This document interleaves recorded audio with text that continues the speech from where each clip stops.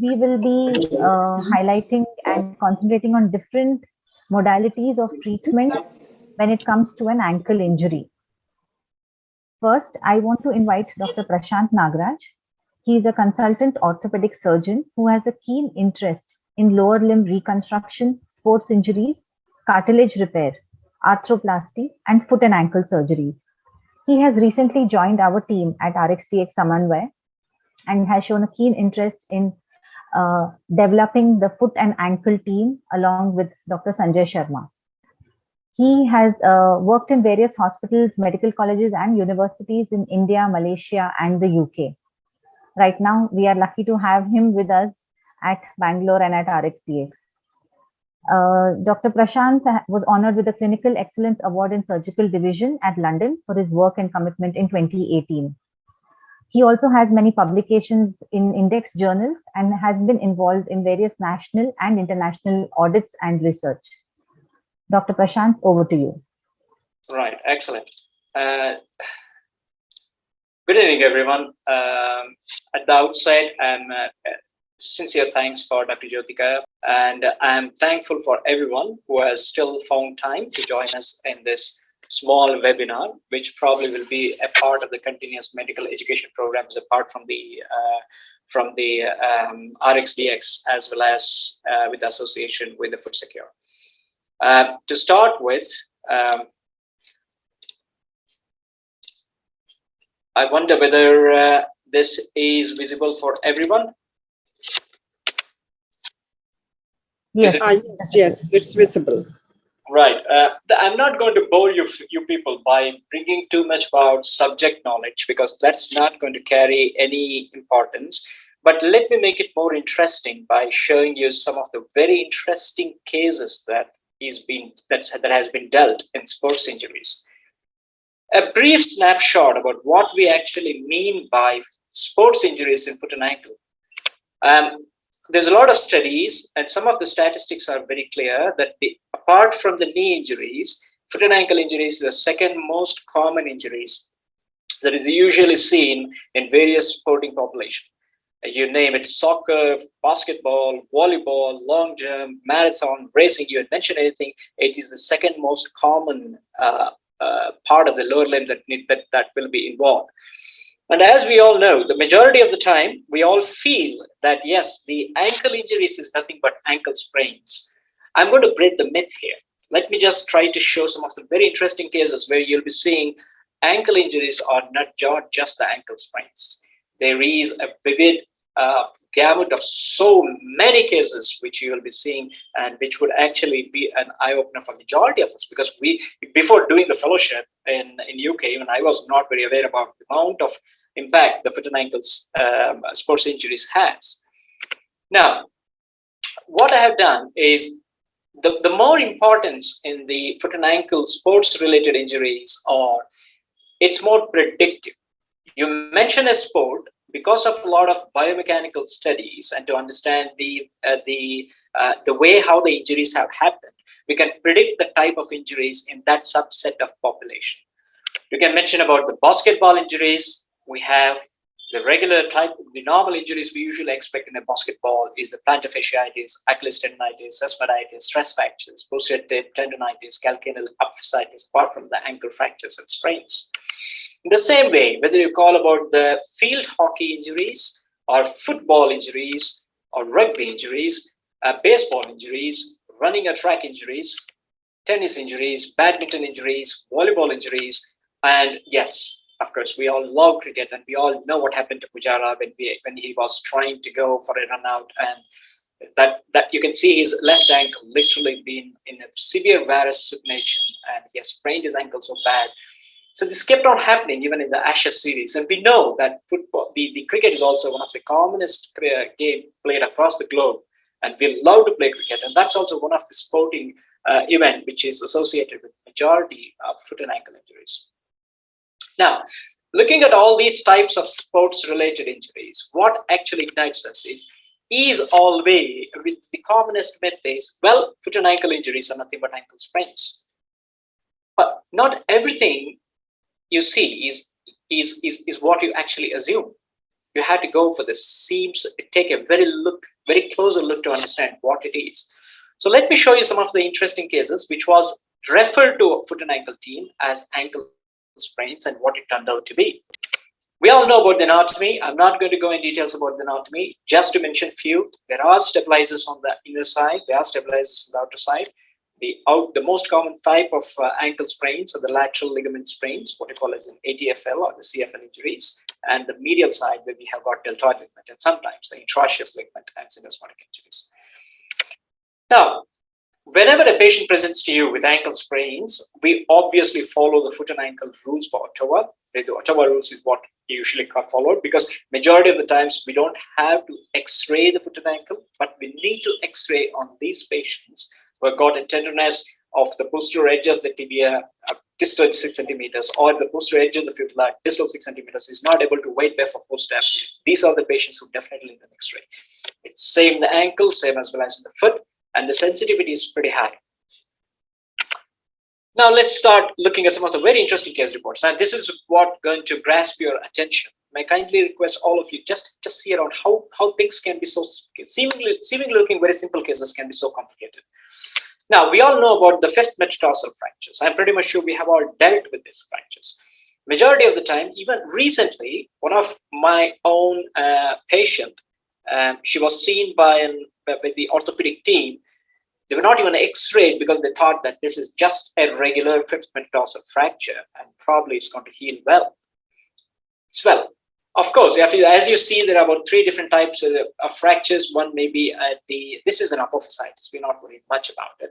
But if you look at a fracture, this is type 1 fracture, type 2 fracture, and type 3 fractures. These type of fractures, in theory, they actually heal well, but the type 2 fractures may or may not heal. And type 3 fractures, they are resistant to healing, and we have to end up fixing these fractures. But however, there may be some googlies. Let's see. Well, this was a patient who had a fracture of the neck of the 5th metatarsal, which seemingly is, this type of fracture is bound to heal. But they fail to heal if there is no proper support from the biophysical profile, from the biological as well as mechanical perspective. If you're not supporting it properly, if you're not protecting the limb properly, they're notorious to cause non-union. Now, as you see, there's a small surgical scar. There is a small scar there across the fracture side, which is looking that it's not healing well. So we obviously CT scanned it and found out in the axial sections and sagittal sections, there is a definite non-union across the fracture side. So this patient presented with continuous pain until 3 months and then ended up having a surgery on exposing the bone. There was a very well established non-union. We ended up plating it. There's a separate set of plates available for such fractures. The foot and ankle, different companies. I'm not going to talk about any companies. There's the majority of the players in the market. They have got particular foot. We used to use something called as a Metatarsal Aptus foot plate in one of the places, and lavender foot fusion plates and lavender foot plates. So there are lots of companies, but in India, I'm pretty much sure there is so many local companies, and Arthrex, which is also one of the major players who actually offer such type of plates, which is specifically designed for this type of fractures. And as you see, by 4 months, this fracture went on to heal completely well. Now, these are the fractures we need to be extremely careful because they may not heal, and don't take it lightly because the patient continues to limp and presents with continuous pain and nagging pain. This was one more patient, a 34-year-old smoker, a female, with a vitamin D deficiency, and this patient had got this fracture. Majority of the time we feel that, well, it's just a small break, it would eventually heal, but unfortunately, no. We have to provide, since the biology is healing here, with this patient having a vitamin D deficiency as well as with the being a smoker, we had to fix it and improve the mechanics by providing this type of interfrac fixations, and this fracture eventually went on to heal well. This is what we are more interested in. Football injuries, bad tackle, it can be really, really bad. It can get so worse when this patient presents with such a bad injury. It's a very bad tackle, and this patient has got a Weber C fracture with syndesmotic injury. We did a CT scan, found that it's literally burst. The fragments have been separated both on the the posterolateral as well as anteromedial areas. It is looking very unstable. The syndesmosis was opened up, and then we had to do a complex reconstruction. Fixing the medial malleolus, the lateral malleolus, the posterior malleolus, and then as well as fixing the small fragment, what we call the chopper fragment, and syndesmotic repair. Of late, Welcome to the new generation. TikTok, everybody wants to climb down and show their images, and that's what people are doing. And they actually end up having a catastrophic injuries like this. And this is also known to happen as a part of the sporting injuries. And even though it looks so catastrophically bad, fortunately, we could actually end up fixing it, getting the length, doing the ATFL. If you see a small screw fixed on the lateral fibula here, that was the ATFL reconstruction and the syndesmotic repair, and the patient went on to heal very well. The CT scan also shows the fragments are healing very well. This is more interesting. Majority of the time, we see patients having an ankle sprain continue to struggle because of ankle sprain. It never improves, and they actually come to the clinic saying that my ankle doesn't appear normal. Simple clinical examination will reveal this patient may be having something called as a subtle cavus and subtle cavo-varus deformity, or maybe a dynamic cavo-varus deformity that needs to be picked up by the surgeons, by the orthopedic surgeons, and then we can offer the treatment. And since this patient had multiple episodes of ATFL injury, we could not actually do the direct rostrum repair, where we actually do the direct repair of the anatomical area. So we ended up doing something called as a reconstruction with using the double breasting method like this, and that eventually provided him with a more stable ankle support. Well, this was a 25-year-old athlete, again commonly diagnosed as so-called ankle sprain, continuously presenting with the ankle pain, and is not able to, because whenever he tries to get back to his activities, there was swelling, there was a significant pain, there was discomfort, he could not run, and on the MRI scan, if you see there, the peroneus longus, the brevis, there was a small tear in the peroneus brevis, but that was not very important. What was important was there was a snapping of the peroneus longus in the brevis.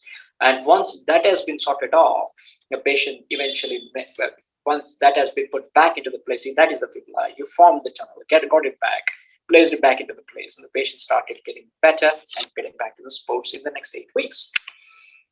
This was a 15-year-old competitive football player who continued to have significant pain in the midfoot region. If you see, that is the talus and that is the navicle, and that area there was a suspicion of osteochondral lesion that was suspected on an X-ray, and the weight-bearing views, which was confirmed and diagnosed on the MRI scan. And he underwent an arthroscopy, stabilization, and injection of the demineralized bone matrix, and eventually which completely healed. And 17-year-old university-level female athlete presented with a persistent pain. Now, this is a very interesting case because this is very common among the marathon runners, because of late, there is an increased thrust among all the youngsters getting on running for any of the reasons, and they continue to have pain in the midfoot. And as you see, there is a definitive fracture non-union, and this patient continued to struggle a lot. Eventually, he just needed opening fixation with the screws that went on to heal well. Majority of us feel that the tear in the Achilles tendon, we have to operate. Trust me, the trials across the globe is now very clear. Most of the tears in the Achilles tendon doesn't need surgery. Trust me, this is the study which was done first week to the 14th month to see how it actually heals without surgery. Majority of the time it heals very well. But sometimes there may be a re-rupture. The re-ruptures need to be operated. It's not going to heal all by itself. So this patient ended up with something called as an Arthrex re-rupture repair. Sometimes if the tendons are not looking very great, we do the FHL transfer, and that's going to help the patient to get back to his routine activities. And this patient, a basketball player, acute ankle sprain, continued to have pain. Continuous pain, recurrent pain, presents to the A&E repeatedly. But we don't know what's the reason. But once on a clinical examination, we found, I think there is maybe something on the midfoot that could be the reason for his. We found out this patient is having a coalition. That was the cause of his recurrent ankle sprains.